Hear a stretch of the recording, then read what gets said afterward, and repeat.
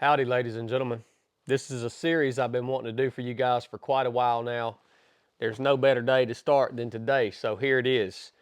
Have you ever asked yourself, do demons really exist? Do angels really exist? And if they do, demons or angels, if they actually exist, how do they interact with humanity? How can they and how do they interact? Now, if you read the Bible much, if you have, whether you believe it or not, you'll learn real quick there's a lot of pretty wild stuff that's talked about in the Bible. Stuff that we can't put into the box of our human experience. Stuff that is outside of this realm. Stuff that what we might call is supernatural. That's what this series is all about. We're going to look at all of the stuff in the Bible that most pastors, preachers, teachers decide to just kind of skim over, just gloss over, kind of not talk about, or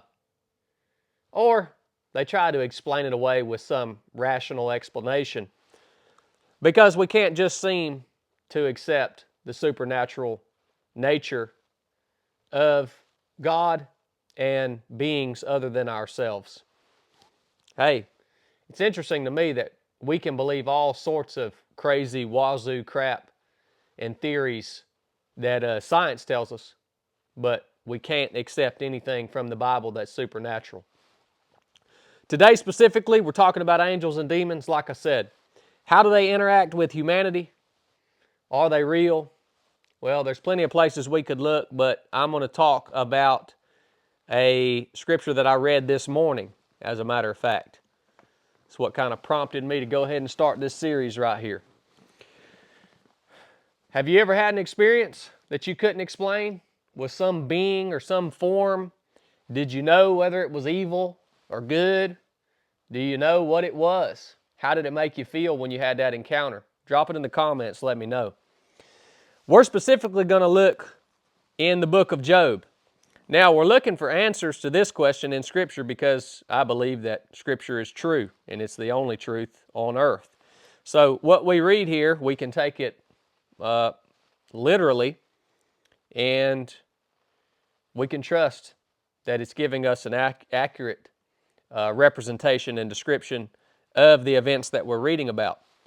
This is in the book of Job, like I said. If you guys haven't read it, you should go read it. It's an old book. It was written post-flood by a man named Job. Job was a righteous man. He loved God. And Satan wanted a shot at him. And God gave Satan that opportunity. Satan thought that Job would abandon his faith if he simply had everything taken from him. God gave Satan that opportunity. Satan went out and caused a bunch of havoc in Job's life. He lost everything, all of his family, all of his possessions. I think the only family member he had left was his wife. And his wife ended up telling him, Job, what is wrong with you? Curse God and just go ahead and die. There's no hope for you. So that's the position Job's in. Now, Job has some buddies come over. They hear about all of his troubles and his trials, and so his buddies come over to see him. And as soon as they get there, they realize it's worse than they thought it was. And they actually just sit with Job in silence for 7 days straight. Yeah, that's pretty hard times right there. Nobody says anything. At the end of that 7 days, Job finally opens his mouth and begins to speak and mourn and lament. And that starts in chapter 3. We're going to be in chapter 4 because after Job speaks, one of his buddies responds. And his buddy's name is Eliphaz. All right? He's the first one to talk out of the group that comes to visit Job. And he's the first one to talk because there's something weighing heavy on his mind. And that's specifically what we want to look at right here. So Eliphaz begins to describe this experience that he had to his friend Job. It's heavy on his mind. He just can't keep it in. And the message that came from this spirit that he encountered during the experience is the message that he delivers to Job. So obviously Eliphaz takes it as truth. Now, Let's read about Eliphaz's experience with this spiritual being. Eliphaz never really says whether it is evil or good.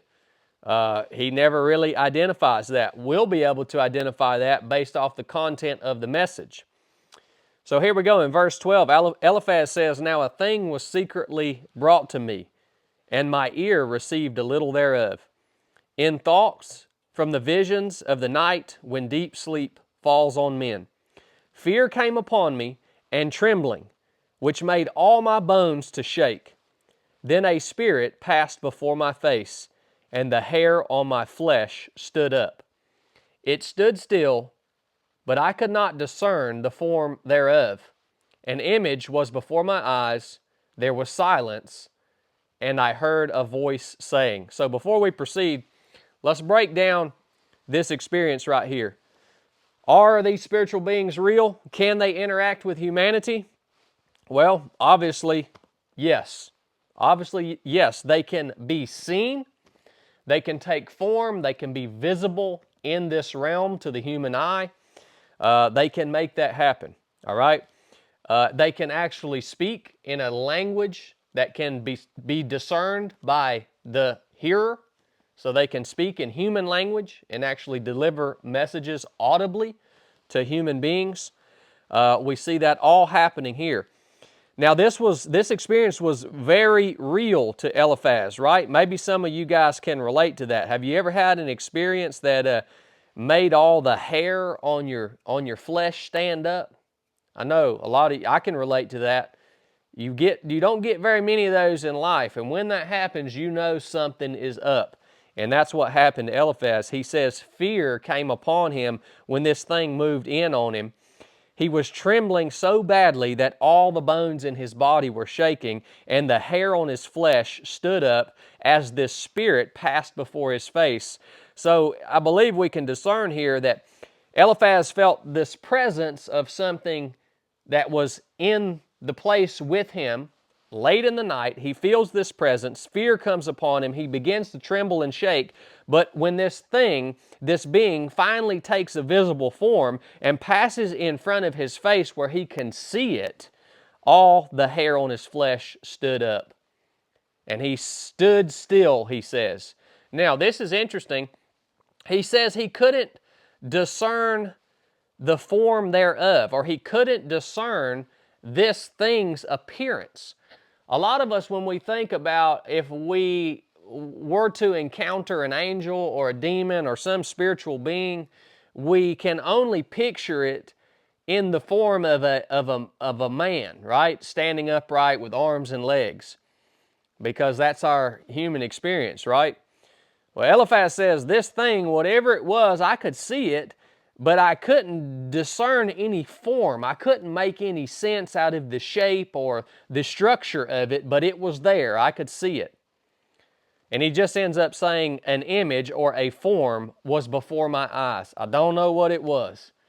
It was something. I could see it, but I couldn't compare it to anything, any other being that I've ever seen before. That's essentially what he's saying as I read this. And then he says there was silence and I heard a voice saying, going back to the fact that this being is visible and then it is audible. It audibly speaks. Eliphaz doesn't say, I heard some voice in my head. He says, I heard a voice saying. This thing began to speak. So those are some telling things when we ask ourselves about these spiritual beings. Yes, they can take form that is visible to human, and yes, they can speak. Pretty interesting, all right? Let's hear what this spiritual being says. In verse 17 it starts, here's the message. Shall mortal man be more just than God?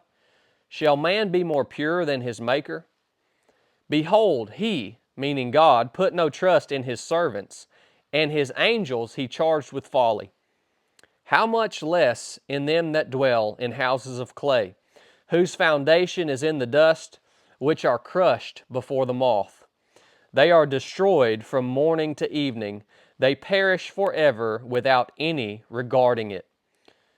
Does not their excellency which is in them go away? They die even without wisdom. That's a pretty discouraging message, right? Delivered by this spiritual being. That's how we identify the fact that this was an evil spirit and not an angel sent with God.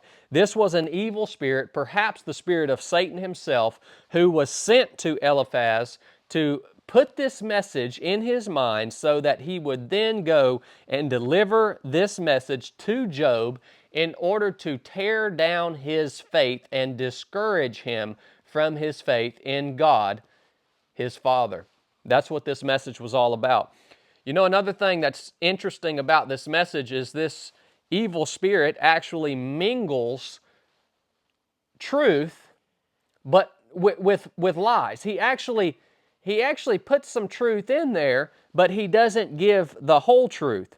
He focuses or stresses all of his comments on God's wrathful judgment on mankind's sinfulness, and he stresses mankind's worthlessness, with no hint at all of God's saving grace or God's mercy or God's love for his special creation, mankind or humanity, right?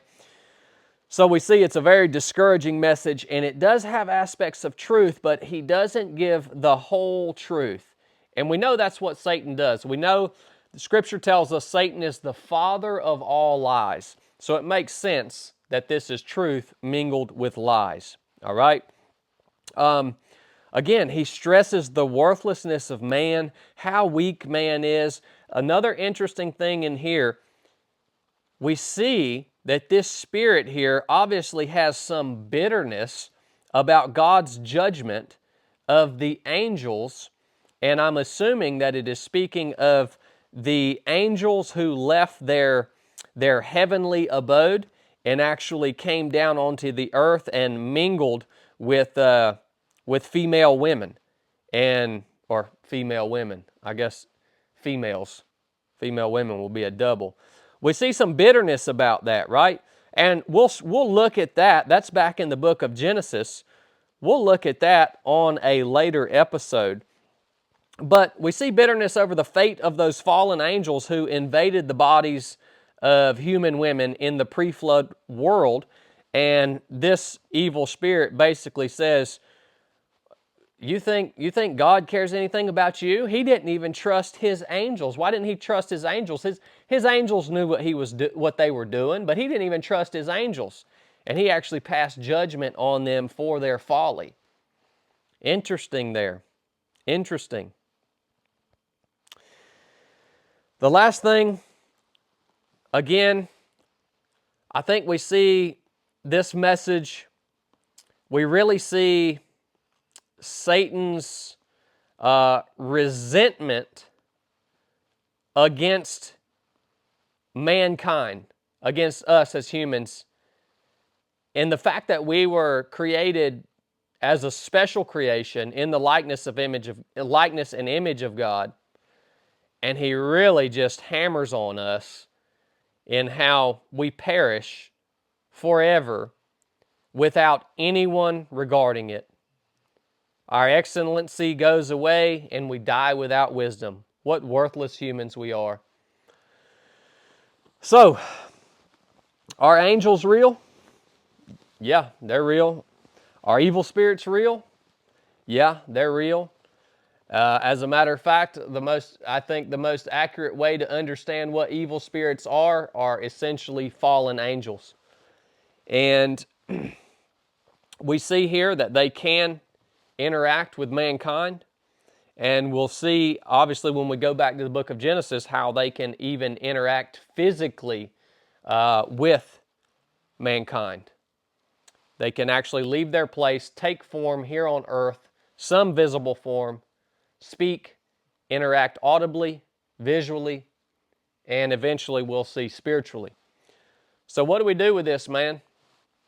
We need to take this and acknowledge the fact that there is a real and present enemy that can interact and can influence you.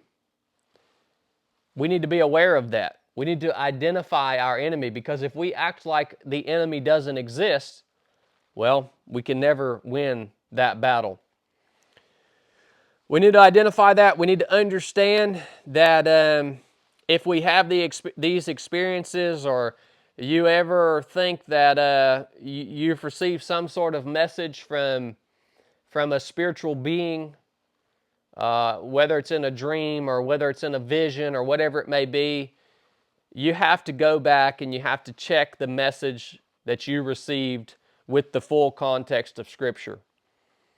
And if you realize that it doesn't fit within the full context of Scripture and who God is and who Jesus Christ is, that even though there may be some threads of truth in it, it's more than likely a lie that is meant to sidetrack you, tear down your faith, destroy your faith, and move you further away from God the Father, our Creator.